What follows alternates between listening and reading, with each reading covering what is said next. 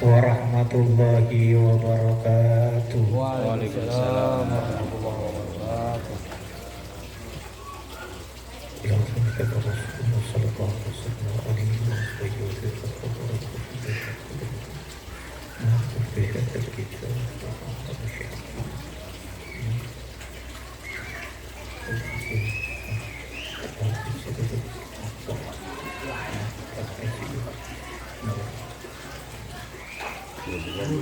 Al-Fatihah.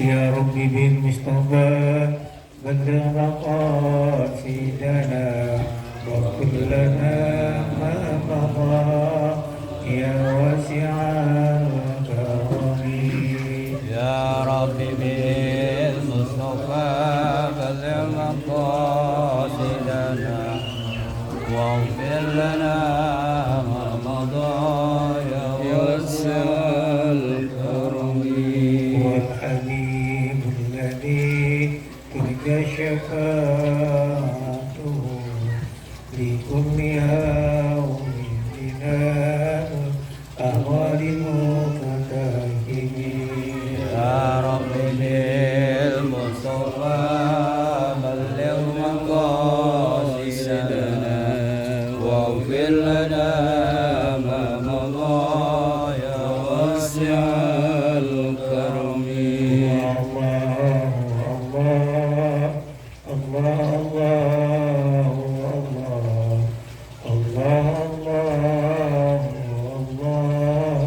Istajibna rajana Ya Rabbi bil Mustafa balligh maqasidana waghfir lana ma madha ya wasi'al karami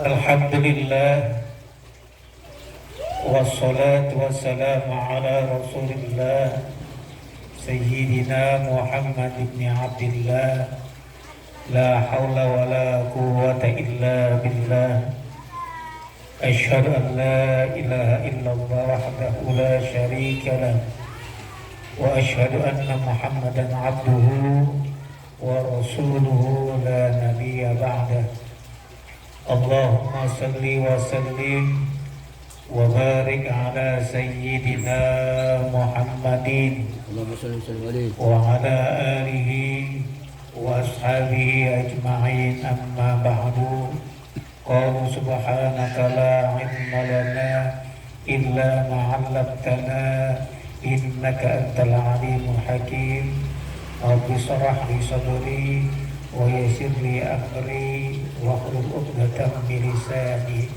yafqahu qawli. Yang saya hormati dan saya muliakan para ustadz, terkhusus pimpinan pengasuh dari Majelis Ta'lim Musa, guru kita Bapak Kiai Ahmad Haris Riswanto, hadirin jamaah ta'lim yang mudah-mudahan kumpul kita di tempat ini dimuliakan oleh Allah Subhanahu wa taala. Amin. Diberikan kesehatan badan, Amin. ilmu yang manfaat, Amin. rezeki yang banyak serta barakah. Amin. Anak-anak kita dijadikan anak-anak yang saleh serta salehah. Amin amin ya rabbal alamin.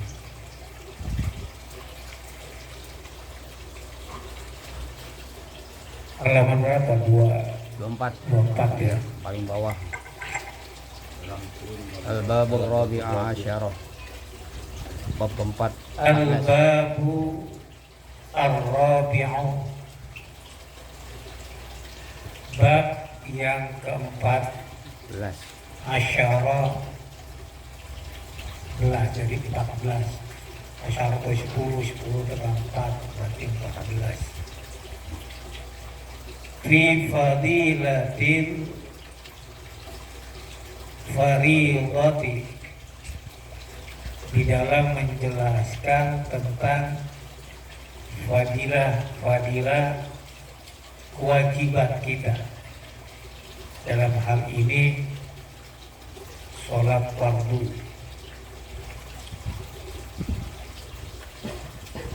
Itu fadilatun atau faridatun, itu mengikuti bentuk atau wajan fa'ilah. Fa'ilatun itu sebenarnya sigot mughaladzah, yang artinya sebenarnya ada arti sangat. Seperti kita menuntut ilmu, itu thalabul ilmi faridatun. Tidak, Rasul tidak menyatakan thalabul ilmi fardun. Kalau thalabul ilmi fardun, menuntut ilmu adalah wajib. Tapi kalau thalabul ilmi faridatun, menuntut ilmu itu adalah sangat wajib. Faridah itu mengikuti bentuk sigot mughaladzah. Kenapa dalam hal ilmu itu menggunakan sigot mughaladzah? Karena orang ketika dia lupa sholat, itu di hati kecilnya pasti ada rasa ada yang gak enak, ada yang ganjil gak sholat. Kita gak puasa, itu hati kecil kita merasa diri kita dosa gak puasa. Tapi jarang orang merasa dosa karena dia tidak terlalu ilmi, tidak menuntut ilmu. Itu jarang sekali. Aduh, dosa saya kenapa bakal majlis ngaso, itu jarang yang begitu. Padahal makanya Rasul katakan sangat fardu.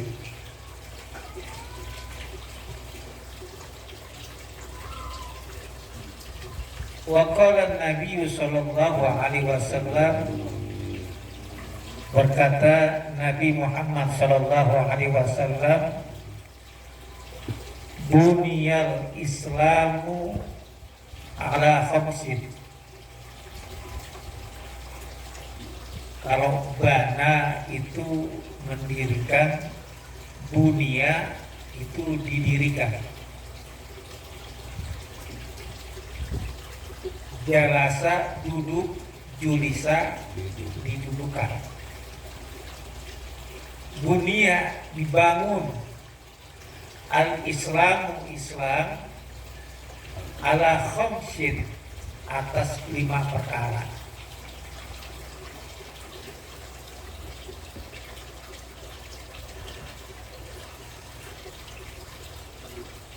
Syahadatu an la ilaha illallah, itu bisa dibaca syahadatu, bisa dibaca syahadati. Kalau dibaca syahadati itu jadi badal. Badal harus ikuti mubdal minhunya, yakni khamsin. Tapi kalau syahadatu itu jadi mubtada yang khobarnya tersimpan, yaitu minha. Ada minha syahadatu. Jadi boleh dibaca syahadatu, boleh dibaca syahadatin. Tapi yang bagus dibaca syahadatin, karena tidak perlu menyimpan kalimat yang dibuang, yaitu minha.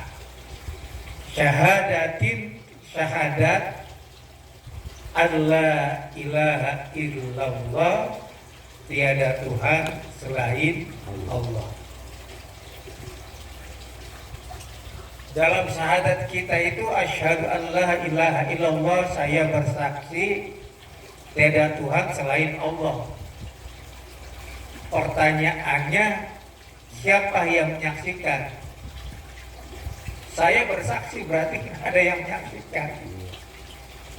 Makanya sebenarnya dalam bahasa Arab asyhadu itu artinya bukan saya bersaksi, tapi i'taqadtu, saya mengiktikadkan, saya meyakini bahwa tiada Tuhan selain Allah. Wa anna Muhammadan, dan sesungguhnya Nabi Muhammad Rasulullah, adalah Rasulullah. Wa iqamis sholat, mi dia wawnya atok dari syahadati.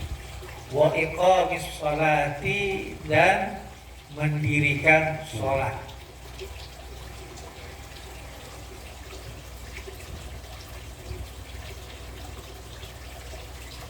Dalam perintah sholat itu Allah menggunakan kalimat aqim, dirikan sholat.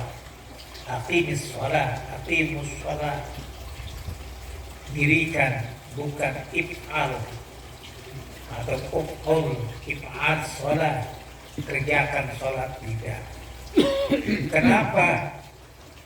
Karena orang yang mengerjakan sholat belum tentu mendirikan sholat. Orang yang mendirikan sholat itu sudah pasti mengerjakan sholat. Bedanya apa? Bedanya orang yang hanya mengerjakan sholat, sholatnya jalan, maksiatnya juga tekun, masih geblek. Sholatnya rajin, ngebohongnya rajin, itu baru mengerjakan. Tapi ketika dia sudah mendirikan, maka sholat itu akan tanha anil fahsya'i wal munkar, akan mencegah perbuatan keji dan munkar. Wa ita'iz zakati, dan membayar zakat. Ini membayar zakat, konotasinya yang ada di kepala kita, yang dimaksud dengan zakat ini adalah zakat fitrah. Padahal bukan itu. Zakat fitrah itu terjadi dua pendapat. Bahkan ada yang menganggap zakat fitrah itu sunnah. Zakat fitrah itu sunnah, tapi Imam Syafi'i menganggap wajib. Yang dimaksud zakat ini ya zakat mal, zakat harta. Kalau umpamanya yang dimaksudnya zakatnya zakat fitrah, enak banget, cuma setahun 2,5 liter. Makanya kalau kita baca di kitab Bidayatul Mujtahid, ada sebagian ulama menganggap bahwa zakat fitrah itu adalah hukumnya sunnah.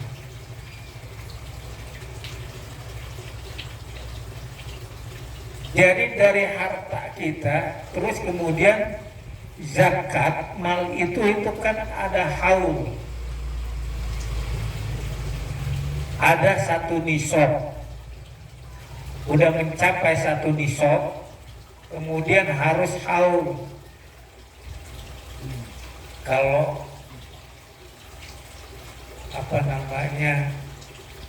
emas itu sekitar di 95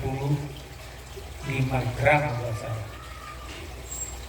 Itu punya emas 93 gram, itu dalam setahun, lebih setahun baru bayar zakat. Nah ini sebenarnya seharusnya kita nggak begitu. Seharusnya kita ketika kita mendapatkan hasil baik dari dagang ataupun pekerjaan, itu kita sisihkan minimal 2,5%.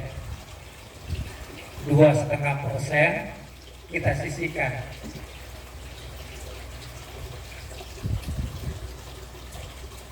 potong aja langsung, kasihin pakai miskin 2,5% dari gaji kita. Itu 2,5% juga termasuk apa namanya, orang yang masih dikatakan kikir. Sedikit sekali 2,5% kan. Kalau 1 juta berapa tuh? 25.000. 25.000 kan. Kecil sekali. Makanya sebenarnya 2,5% itu sodakonya orang pelit. Seharusnya coba kita tingkatkan 10% atau 30-50% kalau berani.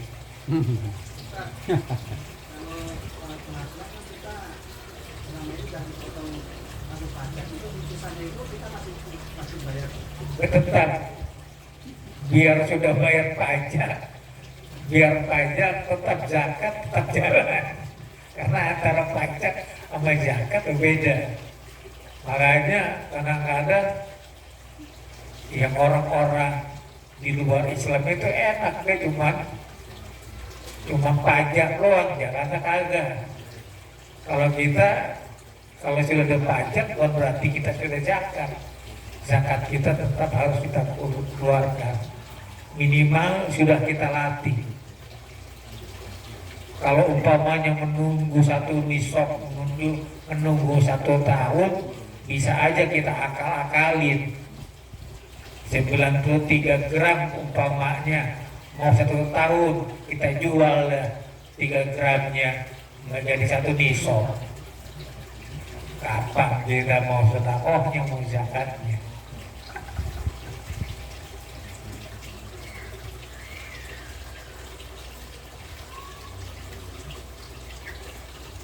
Wa hajjil baiti, dan haji ke Baitullah.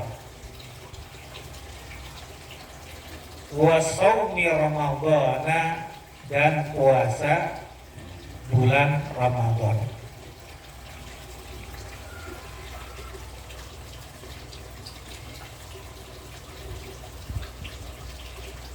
Ini sebenarnya hadis ini kan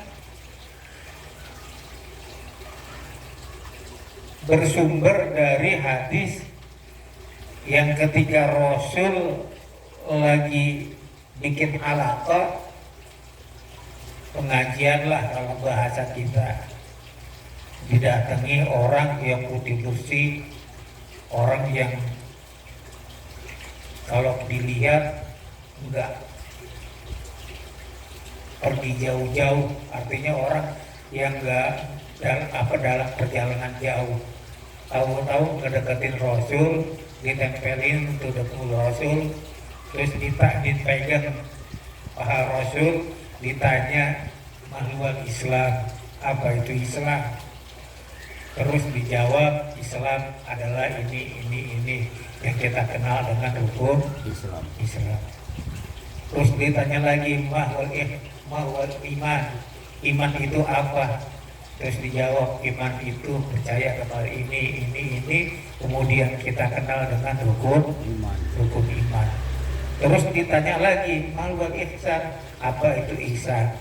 Ihsan itu apa namanya? Kamu merasa kamu melihat Allah atau kamu merasa dilihat oleh Allah.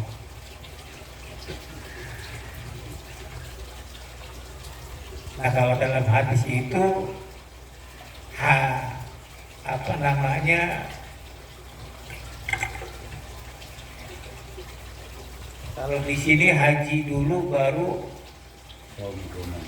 saum Ramadan. Tapi kalau dalam hadis tadi yang kemudian yang ditemui dengan anak muda yang putih bersih, yang kata Rasul dia adalah malaikat Jibril, itu puasa dulu baru haji yang terakhir. Makanya sebenarnya rukun Islam itu ada pekerjaan badaniyah, ada pekerjaan maliyah seperti sholat, itu pekerjaan badaniyah.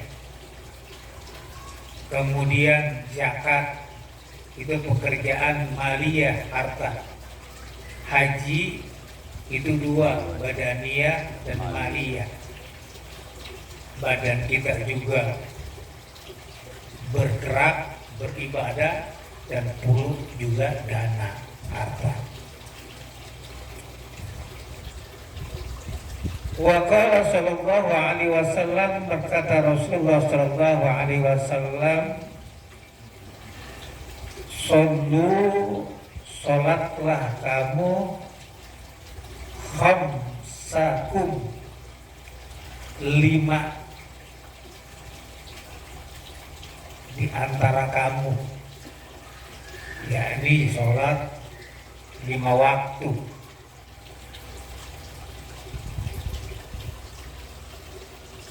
Ini kadang-kadang kita sholatnya enggak 5 waktu, sholat maghrib sampai isya aja, zuhur lewat, asar kagak. Itu kebiasaan seperti itu sebagian ulama menganggap harus diqodho. Umpamanya dulunya geblek, tahu geblek, edan, nggak sholat, nggak apa. Terus kemudian umur 40 sadar, dekat majlis taklim, kebenaran aja ada majlis taklim ngaso, ngaji, terus sholat. Pertanyaannya, sholat yang sudah ditinggal itu harus diqodho atau tidak? Madhabnya Imam Syafi'i itu harus diqodho. Bahkan tidak perlu sholat sunnah kecuali mengqodho sholat yang ditinggal. Sampai kapan? Sampai kita merasa yakin semuanya sudah terbayar. Ya tinggal hitung-hitungan aja secara matematika. Kemudian kita yakin, oh iya sudah terbayar semua. Jadi habis sholat duhur lagi, ngodok yang kemarin kita tinggalin. Habis sholat asar lagi, ngodok sholat yang kemarin kita tinggalin. Mau sekali, mau 2 kali, mau 3 kali, terserah, dengan niat mengqodho. Sampai merasa diri kita yakin bahwa sholat kita semua sudah dibayar. Itu madhabnya Imam Syafi'i. Tapi kalau madhabnya Imam Ibnu Hazm, itu mereka berpendapat nggak perlu lah. Yang penting sudah taubat kepada Allah, terus mengerjakan kewajiban selanjutnya. Perbanyak sholat sunnah untuk menutupi sholat wajib yang dulu ditinggal. Jadi ada 2 pendapat. Pendapat mana yang kita ambil ketika kita masih sanggup untuk mengqodho, ya kita lakukan itu. Tapi kalau umpamanya kita udah sakit-sakitan, jangankan untuk mengqodho, untuk sholat aja udah susah. Yang ada aja sholat, yang ada aja susah. Kalau begitu ya sudah, banyakin taubat, banyakin istighfar, banyakin sholat sunnah.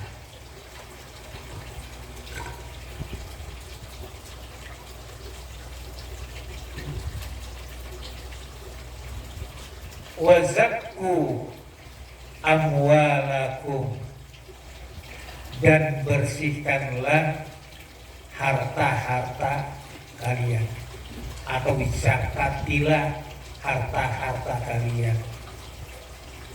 Jadi gaji yang kita terima itu masih kotor, Pak. Untung dagang yang kita dapatkan itu masih kotor, masih tercampur haknya orang lain, maka harus kita bersihkan.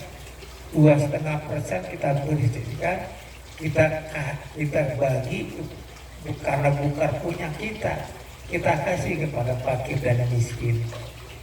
Disinilah yang disebut dengan keseimbangan. Hidup ini kan Islam mengajarkan keseimbangan.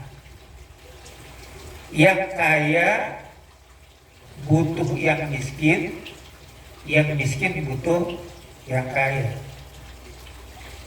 Yang kaya butuh gak sama yang miskin? Butuh. Itu yang masak keramik, yang masak hebel siapa? Itu orang miskin. Orang kaya coba maju kamu gak encok. Orang miskin butuh juga orang kaya. Butuh apanya? Butuh duitnya. Kalau butuh kerjaan gua mah gampang. Di rumah saya juga banyak kerjaan, cuman nggak digaji kan nggak mau juga. Bahkan orang hidup itu butuh orang yang mati, orang yang mati butuh orang yang hidup. Ini keseimbangan.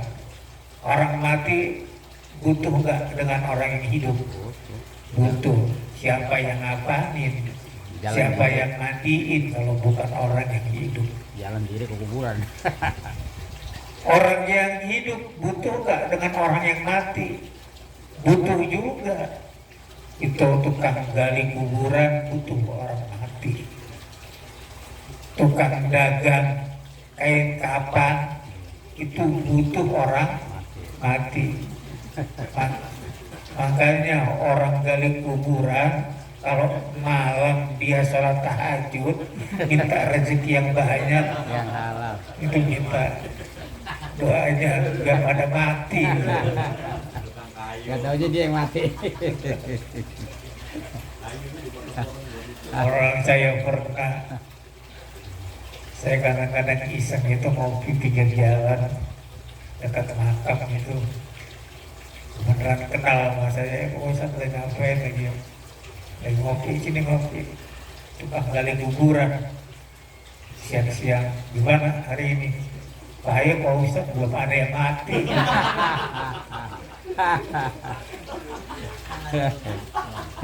Besok-besoknya datang lagi itu agak sore ya. Pak Ustaz lagi ngopi ya. Gimana? Alhamdulillah Pak Ustaz, udah ada 5 mati ya. Senang dia kalau mati saja.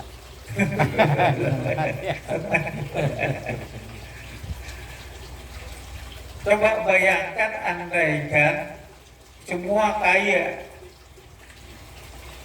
tukang sayur dia buka di bawah kasurnya ada duit 1 miliar. Tukang beras dia buka ada duit 1 miliar. Tukang bangunan dia buka di kasurnya ada duit 1 miliar. Itu kira-kira besok kerja nggak? Agak. Kagak, udah punya duit. Dulu juga ogah. Makanya Islam ini menjaga keseimbangan. Ketika kita memiliki harta, maka bagiin tuh harta. Minimal 2,5% itu milik mereka yang tidak mampu. Ustaz, dulu nih banyak. Jadi penghasilan itu bisa enggak? Tadi kan gaji berapa? Iya, kan kalau kita ngikutin zakat, kemudian satu nisabnya itu kita samain dengan emas 93 gram, berarti tinggal kali berapa juta. Itu kalau nggak sampai segitu berarti belum satu nisab. Secara fikih belum wajib untuk zakat. Iya. Kemudian satu nisab itu harus 1 haul, harus 1 tahun. Nah kalau begitu kapan kita sodakohnya? Maka sodakoh yang saya bilang 2,5% dari gaji yang ada itu sodakohnya hukumnya sunnah. Maka di sini disebutkan satu amwalakum, bersihkan hartamu. Dengan apa? Dengan sodakoh. Dengan sodakoh. Jadi hukumnya sunnah. Duit yang ada, gaji yang ada, ketika belum mencapai 1 nisab, belum haul, itu belum wajib zakat. Tapi kita harus udah coba. Apapun penghasilan kita, kalau sudah kita dapat di tangan kita, sisihkan 2,5% untuk fakir miskin. Berarti nggak harus nunggu sampai tahun 93. Nah, dia itu Masih. sunahnya begitu, sodako. Dan nggak perlu. Karena salah satu yang akan menolong kita kan sodakotul jariyah. Ustaz, saya mau nanya juga nih tadi, itu kena bareng Mbak Jamar. Jadi tanya saya sama Pak Jamar. Kalau zakat itu kan wajib ya? Ya wajib. Tadi ada yang bilang juga ada yang sunnah. Nah kalau tiap bulan itu kan artinya gaji belum sampai haul ya, kita terima hari ini. Belum sampai haul dah. Artinya begini Ustaz, itu apa dihitung zakat, apa dihitung infak atau sedekah di situ? Itu sodakoh, dihitungnya sodakoh sunnah. Nah kalau sedekah, apa perlu kita harus 2,5% atau ya namanya sedekah berapa aja kita mau ngasih gitu? Minimal ya berapa saja, minimal kita latih 2,5% itu ada hak yang bukan hak kita sebenarnya. Maka 2,5% yang kita keluarin. Artinya begini ya Ustaz ya, kalaupun lebih juga nggak jadi masalah, atau kurang nggak jadi masalah, Iya, karena lebih sunnah. nggak jadi masalah, Ah. kurang juga nggak jadi. Kita banyak nih masalah. dapat aturan 25%, kasih aja Iya. 300 umpamanya gitu. Karena itu masih Sodakoh. hukumnya Sunnah. sunnah. Karena belum haul, belum sampai 1 nisab daripada ukuran zakat.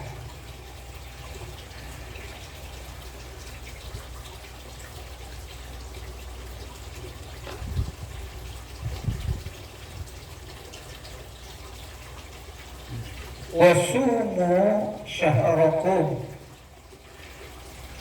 dan puasalah kamu pada bulan-bulan kalian.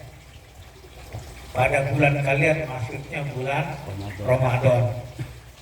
Karena ada hadis Rajab itu syahri, bulanku kata Allah. Kemudian kalau Sya'ban itu bulannya Nabi, kalau Ramadan bulannya kita, bulannya umatnya Nabi Muhammad Sallallahu Alaihi Wasallam. Tapi Rajab bulannya Rasul, bulannya Allah itu Syahrullah, bulannya Allah itu sebenarnya ada 2 pendapat. Yang pertama berpendapat yang dikatakan bulannya Allah itu adalah bulan Muharram. Syahrul Muharram. Itu di hadis riwayat Bukhari-nya begitu. Syahrullah Muharram, bulan Allah, bulan Muharram. Sementara hadis yang tadi itu derajatnya, hadisnya tidak sahih, bukan riwayat muttafaqun alaih. Maka sebenarnya yang lebih kuat adalah bulannya Allah itu adalah bulan Muharram.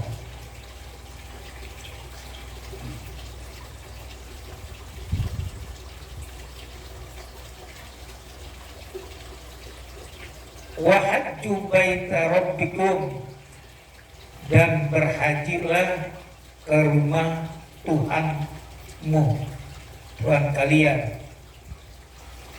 Tadkhulu, maka kalian akan masuk jannata rabbikum, surganya dari Tuhan kalian. Jadi kalau udah sholat, udah zakat, udah puasa, kemudian berangkat haji, itu tidak akan masuk surganya Allah bil ghairi hisab, dengan tanpa hisab. Artinya bila masyaqqatin, tidak perlu susah-susah, gampang. Udah rumusnya itu aja kalau pengen masuk surga. Rumusnya aja kok. Wa qala sallallahu alaihi wasallam, berkata Rasulullah sallallahu alaihi wasallam,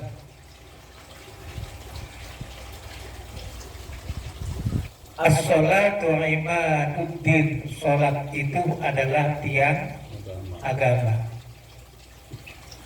Faman aqamaha, barang siapa yang mendirikan salat, faqad aqamaddin, maka dia telah mendirikan agama. Waman tarakaha, barang siapa yang meninggalkan salat, faqad hadamaddin, maka dia telah menghancurkan agama. Maka tiangnya, pondasinya dari agama, yakni kita sholat. Wa qala Rasulullah sallallahu alaihi wasallam, berkata Rasulullah sallallahu alaihi wasallam, al-mar'atu, perempuan, idza sholat, ketika dia sholat, khamsaha, yang limanya, sholat 5 waktu, wa zakat malaha, dan dia berzakat hartanya, wa sommat syahraha, wa shomat syahraha, dan puasa bulan Ramadan, wa hajjat baita rabbiha, dan haji ke Baitullah, ke rumah Tuhannya, wa ata'at ba'alaha, dan taat kepada suaminya, wa ahsanat farjaha, dan menjaga farjinya. Farji itu kemaluannya, farji itu kemaluan perempuan tuh farji. Jadi jangan sampai namain anak farji. Tadkhul jannata rabbiha, maka dia akan masuk ke dalam surganya Tuhannya, min ayyiba bisya'at, dari mana aja, dari mana pintu yang dia kehendaki, dari pintu mana saja.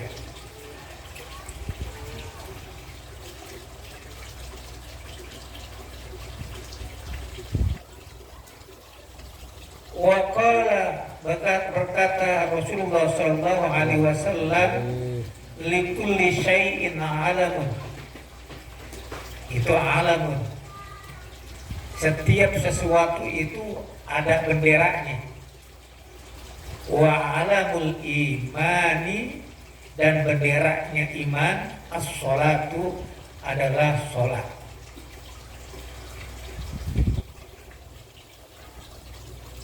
Wa qala sallallahu alaihi wasallam, berkata Rasulullah sallallahu alaihi wasallam, ittaqullaha, bertakwalah kamu kepada Allah, takutlah kamu kepada Allah, is-sholati, di dalam sholat. Ittaqullaha bis-sholat, bertakwalah kamu di dalam mengerjakan sholat.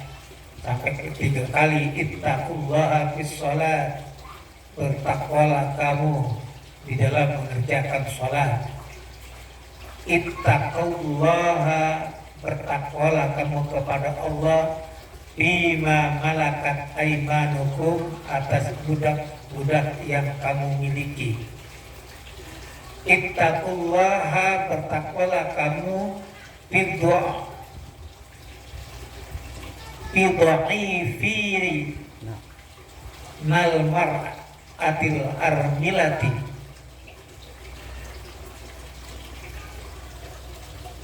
bidhaifin, bagi orang-orang yang lemah.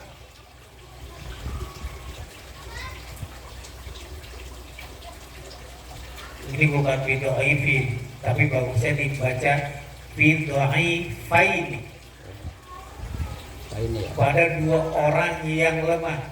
Siapa aja? Al-mar'atil armilati, yakni perempuan janda, wasobil yatimi, dan anak yatim. Jadi kata Allah, ittaqullaha, takutlah kepada Allah, bidhafaini, kepada 2 orang yang lemah. Artinya jagain tuh 2 orang yang lemah. Siapa 2 orang yang lemah? Janda dan anak-anak ya, anak yatim. Jaga ini itu kawinnya. Anda yang mana nih? Boleh. Sebenarnya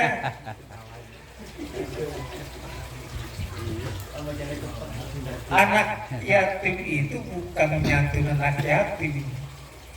Disuruhnya sama Rasul itu ngawinin janda. Oh, kan bener. Ya. Bener. Kata Rasul, as-sa'i alal armilati wal masakin, orang yang berusaha kemudian dia berikan untuk janda dan orang-orang miskin. Artinya apa? Yang berusaha untuk janda ya berarti kan jadi suaminya. Benar ya? Benar. Roman. Itu kalau mujahidi fisabilillah, kata Rasul, itu seperti mujahid, orang yang jihad di jalan Allah. Ayo. Berani gak?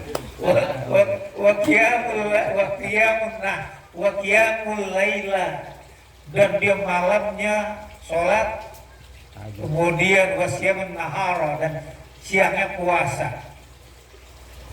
Ngawinin janda itu seperti orang jihad, ya kemudian sholat semalam suntuk, puasa siang hari. Berat mas, berat. Alanya banyak. Pahalanya banyak. Makanya kita meskipun jungkuk ibadah kita banyak, sholat kita banyak, dibandingin sama Pak Mansur nggak ada apa-apanya.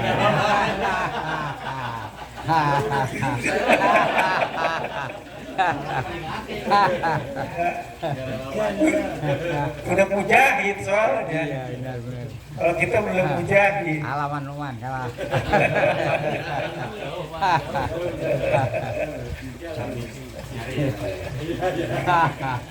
Karena udah ngajiin duluan.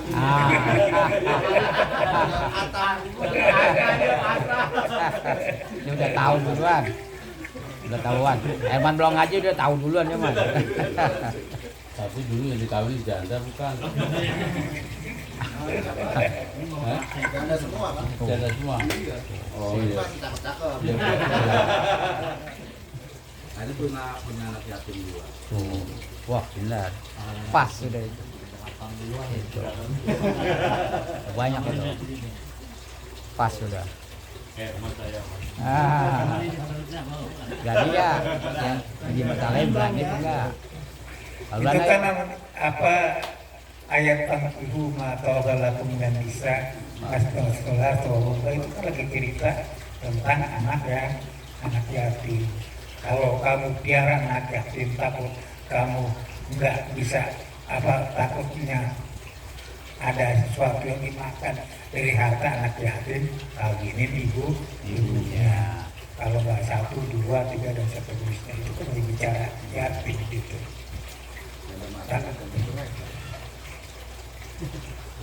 Mati lah. Janda mati apa janda cerai?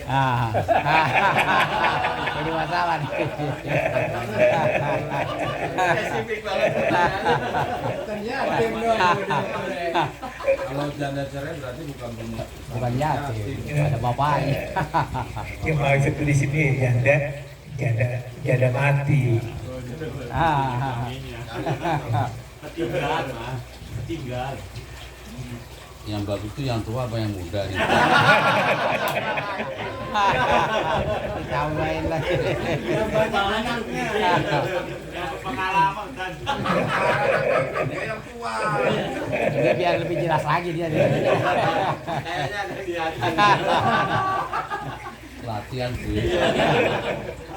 Kalau dia kalau kata dia yang tua, entar dulu kalau yang tua. Asal berani enggak.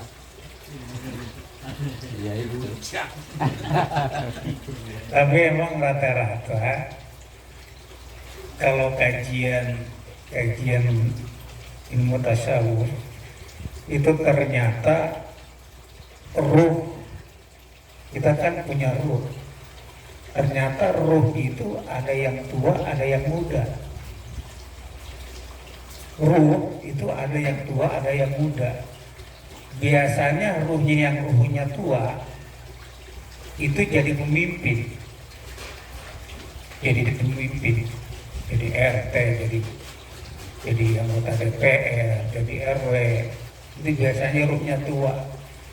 Sama dalam rumah tangga juga, ruhnya yang tua itu rata-rata perempuan daripada laki-laki. Iya, orang diomelin terus sama istri.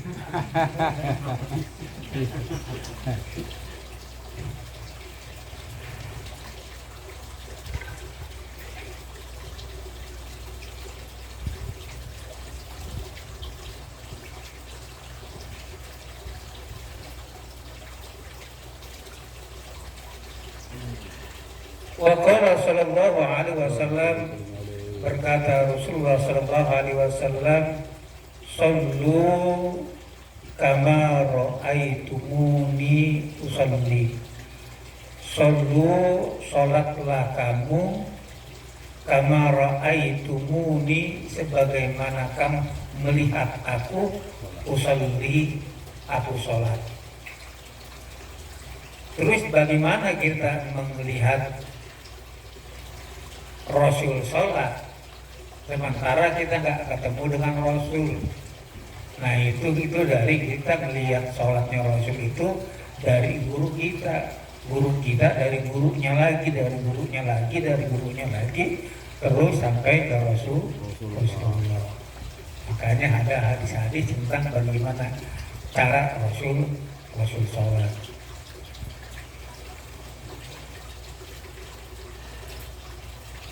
Ada yang sedikit beda di dalam sholat itu, yang sekarang ini sudah mulai ada di tengah-tengah kita, yaitu ketika sholat dia berilzak.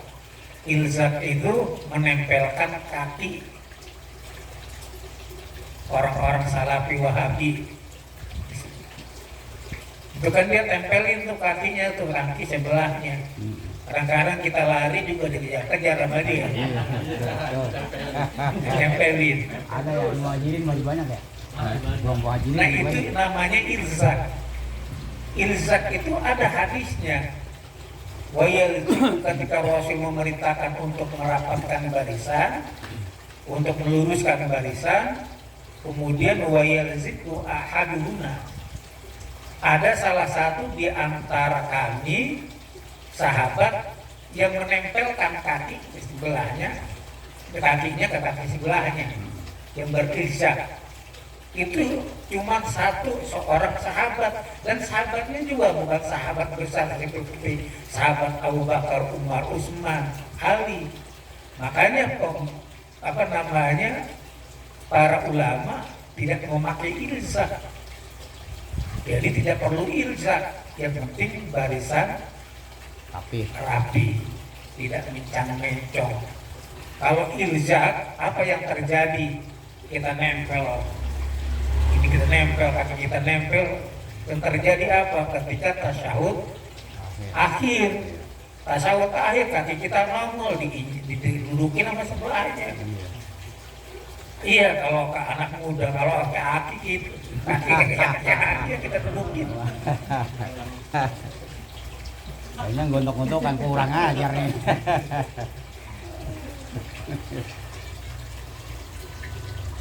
Jadi kita bisa tahu bagaimana Rasulullah sholat itu dari hadis-hadis yang menceritakan bagaimana Rasul sholat.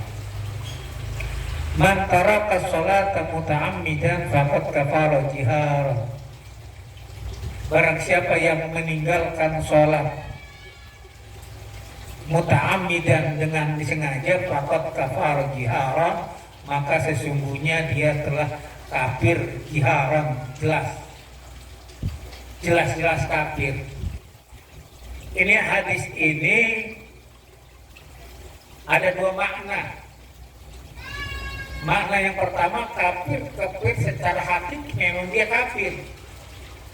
Orang-orang yang tidak sholat ya kafir, keluar dari Islam, sehingga kalau dia mati ya nggak perlu disolatin. Sementara madhabnya Imam Syafi'i, ahli sunnah wal jamaah, ini kafir di sini maksudnya kafir nikmat, sehingga meskipun dia nggak sholat, tetap dia masih Islam, dan kita masih wajib untuk mengapani dan menyolati. Nah, itu yang sudah kita pakai. Udah meskipun nggak sholat, ya dia sholat ini aja nggak apa-apa. Nikmat buat dia. Emang itu jadi kewajiban kita. Nikmat buat dia, San. Disolatin. Wa qala sallallahu alaihi wasallam, berkata Rasulullah sallallahu alaihi wasallam, as-salatu khamsun, as-salatu khams, Salawat. as-salawatul khamsu, salawat yang salat yang 5, kafaratun lima bainahunna, itu menjadi penghapus dosa antara satu dengan yang lainnya. Majtanabatil kabairah, sepanjang dia tidak mengerjakan atau meninggalkan dosa-dosa besar. Jadi antara sholat satu dengan sholat yang lainnya itu kafarah. Zuhur, dari zuhur sampai asar kita buat dosa, kemudian sholat asar, maka dosa yang dari sholat zuhur ke asar dihapus oleh Allah. Zuhur, asar ke maghrib kita buat dosa, sholat maghrib terhapus dosa kita dari asar sampai maghrib. Maghrib sama isya kita sholat isya, maka dosa yang dari sholat isya, sholat maghrib sama sholat sampai sholat isya dihapus oleh Allah. Kemudian kita punya dosa dari isya sampai subuh, maka dosa ketika kita sholat subuh, dosa kita dari sholat isya sampai sholat subuh diampuni oleh Allah. Kita punya dosa dari subuh sampai zuhur, kita sholat zuhur, maka dosa dari sholat subuh sampai sholat zuhur diampuni oleh Allah Subhanahu wa Ta'ala. Itu maksudnya kafarah. Makanya ketika kita habis sholat, kita suruh istighfar. Astagfirullahaladzim wa atubu ilaihi min jamil ma'asi wal dzunub. Kita bukan habis nyolong, bukan habis berbuat dosa, bukan. Kita habis beribadah, lagi habis berbuat baik, disuruh istighfar. Astagfirullahaladzim. Itu jadi kafarah, hapus dari dosa-dosa kita yang ada. Wal jum'ati ila jum'ati, dari Jumat yang satu dan Jumat yang lain, kafaratun jadi penghapus lima bainahuma, antara keduanya. dari Jumat yang satu dengan Jumat berikutnya itu pun diampuni dosa kita. Wajib salah satu ayam, terusnya ya ditambah 3 hari dari hari Jumat tambah 3 hari lagi, bonus lagi 3 hari. Itulah istimewaannya umatnya kita, umatnya Nabi Muhammad Sallallahu Alaihi Wasallam. Waqala Sallallahu Alaihi Wasallam, berkata Rasulullah Sallallahu Alaihi Wasallam, man jama'a baina sholataini, barang siapa yang menjamak 2 sholat min ghairi udrin, tanpa udzur, artinya sholat entar tahu-tahu udah masuk waktu yang lain, akhirnya sholatnya digabung, yang entar. Nah itu namanya menggabungkan 2 sholat tanpa udzur, dan sholatnya harus sholat. Ketika kita subuh kesiangan itu wajib sholat kita. Bangun jam 9 belum subuh, sholat subuh. Ini persoalannya umpamanya kita nggak ada apa-apa, zuhur kita titin, nanti baru jam 2, kelewat sampai jam 3 udah asar. Akhirnya dia sholat zuhurnya wajib, dan sholat asarnya juga wajib. Dia nggak mungkin dua sholat tanpa udzur, itu maksudnya. Barang siapa yang menggabungkan sholat tanpa udzur, faqad ada, maka dia telah mendatangi baban, pintu min abwabil kabaira, daripada pintu-pintu dosa-dosa besar. Makanya wailul lil musallin, celaka bagi orang-orang yang sholat. Itu maknanya celakanya orang sholat. Yuakhiru, di dalam kitab tafsir Jalalain, yuakhiru sholata hatta jaa waktu sholatil akhir, mengakhirkan sholat kemudian sampai datangnya sholat yang lain. Itu kalau di tafsir Jalalain, wailul, orang yang seperti itu akan mendapat neraka, wailul musallin. Ini saja yang dapat kita sampaikan, mudah-mudahan ada manfaatnya. Kita tutup dengan kafaratul majlis. Subhanaka Allahumma wa bihamdika, asyhadu an la ilaha illa anta, astaghfiruka wa atubu ilaik. Wassalamualaikum warahmatullahi wabarakatuh. Waalaikumsalam warahmatullahi wabarakatuh. Bismillahirrahmanirrahim. Ya Rabbana tarafna bi annana qatarafna wa annana asrafna ala ladha asrafna fatu alaina tawba taghsilu kulla hawba wastur lana al-awrati wa aminir rawati waghfir liwalidina rabbi wa mawludina wal ali wal ikhwani wa sairil khillani wa kulli dhi mahabba aw jiratin aw suhba wal muslimina ajma amin rabbi asma fadlan wa judan manna la biktisabi minna bil mustafa rasuli nahza bi kulli suli salla wa sallam rabbi alaihi abdal habbi wa alihi wa sahbi midana tasir suhbi walhamdulil ilahi fil barri wat tanahi. Tutup.